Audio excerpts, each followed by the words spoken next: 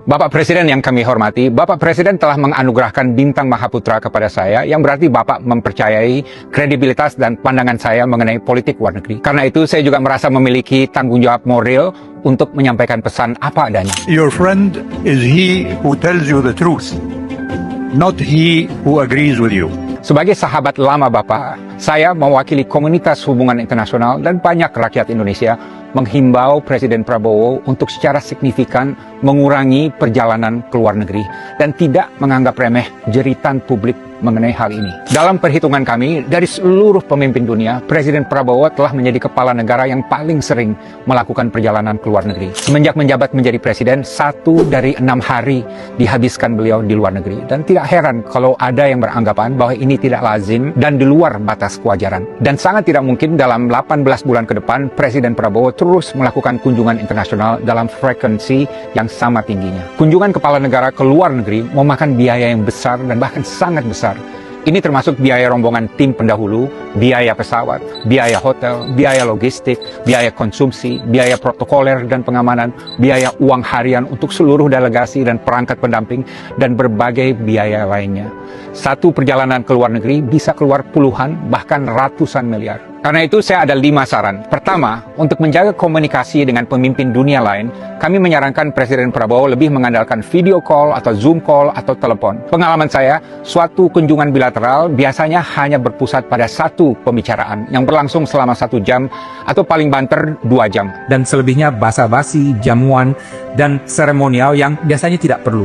Jadi dengan satu video call yang bernilai 0 rupiah, negara praktis dapat menghemat ratusan miliar dari perjalanan ke luar negeri, dan hasilnya dari segi substansi juga kurang lebih sama. Aksi penghematan melalui Zoom call ini dapat menjawab persepsi sebagian masyarakat yang menganggap perjalanan presiden ke luar negeri cenderung boros dan bersifat jalan-jalan. Sebagai contoh, Presiden Meksiko Claudia Sheinbaum sudah 17 kali menelpon Presiden Trump dan belum sekalipun melakukan pertemuan bilateral dengan Presiden Trump, padahal Amerika adalah mitra perdagangan terbesar bagi Meksiko. Dan dalam suatu kunjungan kerja ke Spanyol, Presiden Sheinbaum bahkan terbang naik pesawat komersil kelas ekonomi untuk memberikan tauladan kepada rakyatnya bahwa penghematan yang diserukannya pada seluruh pemerintahannya juga berlaku bagi presiden di tingkat tertinggi. Kedua, untuk menghemat biaya dan waktu, kami juga menganjurkan agar Presiden Prabowo dapat memanfaatkan kunjungan ke suatu forum internasional untuk bertemu kepala negara lain yang juga hadir. Konon, sewaktu menghadiri sidang PBB di New York tahun lalu,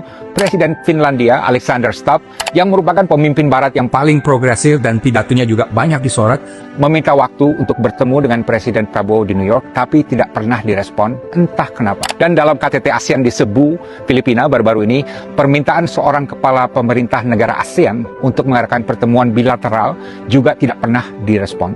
Entah juga kenapa. Kami menyarankan istana menerapkan formula 1+8, yaitu dalam menghadiri forum internasional, misalnya ke Davos, atau PBB di New York, atau ASEAN, atau G20, dan lain sebagainya, sembari menyampaikan pidato, Presiden juga bisa menerima atau bertemu paling tidak dengan 8 kepala negara lain yang juga hadir. Kenapa 8? Karena nampaknya angka 8 adalah favorit Presiden yang juga dikenal sebagai 08. Ketiga, kenapa pejabat itu tidak boleh bersikap negatif terhadap koreksi?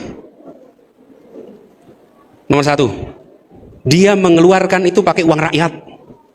Rakyat mengkoreksi kok nggak boleh?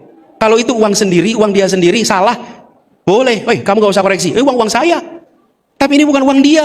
Karena bukan uang dia, dia tidak boleh marah pada orang yang mengkoreksi dan mengkritik. Nggak boleh. Nggak boleh. Justru harus sebaliknya. Ini adalah uang yang harus dipertanggungjawabkan. Karena itu kalau penganggarannya meleset, tidak sesuai, harus terbuka untuk koreksi. Dan bagi rakyat, jangan pernah takut untuk mengkritik, jangan pernah takut untuk mengkoreksi, jangan pernah takut.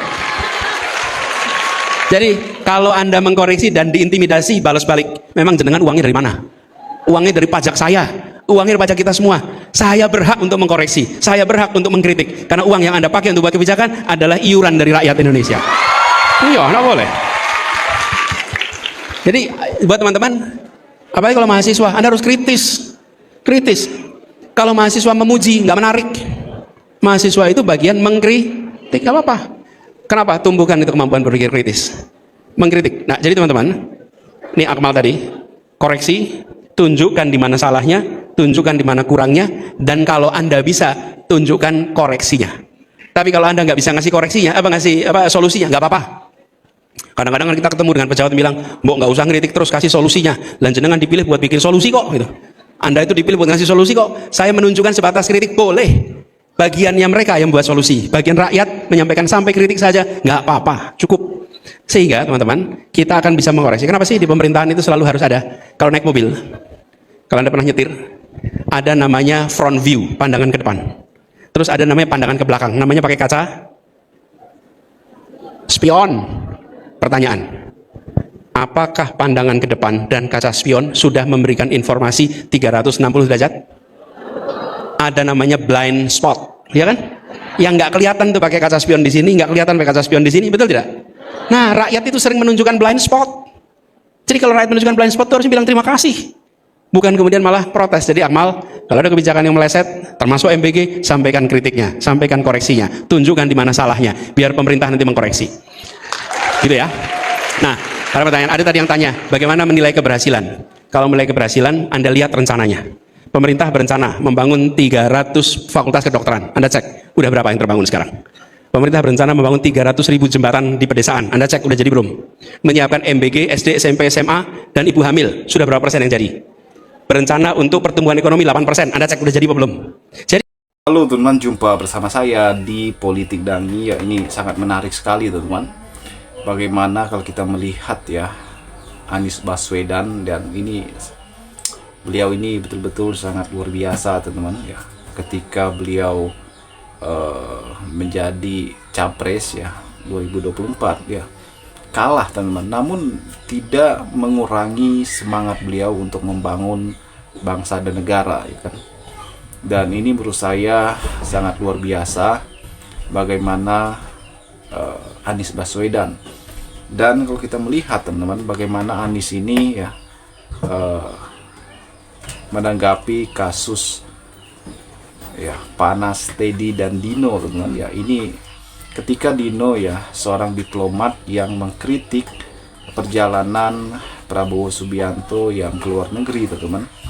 Dan ini pun dijawab oleh Teddy ya kan, dan apa yang dikatakan oleh Teddy kemudian seolah-olah merendahkan Dino, seorang diplomat yang sangat berpengalaman, yang mempunyai rekam jejak dan jam terbang yang sangat tinggi ya kan, untuk melakukan tugas-tugasnya sebagai seorang diplomat teman-teman. Dan inilah yang disampaikan oleh Anies Baswedan ya kan.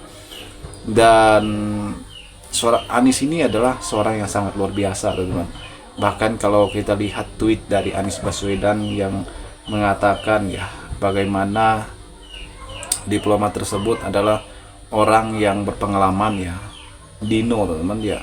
Kalau Teddy ini kan ya selalu mengatakan bahwa beliau itu adalah karbitan dan bukan karbitan, kata Anies Baswedan. Ini seolah-olah menyindir oleh Teddy teman-teman. Dan inilah beda level ya, bagaimana seorang tokoh yang sangat berpengalaman dan yang belum. Bagaimana menurut kalian?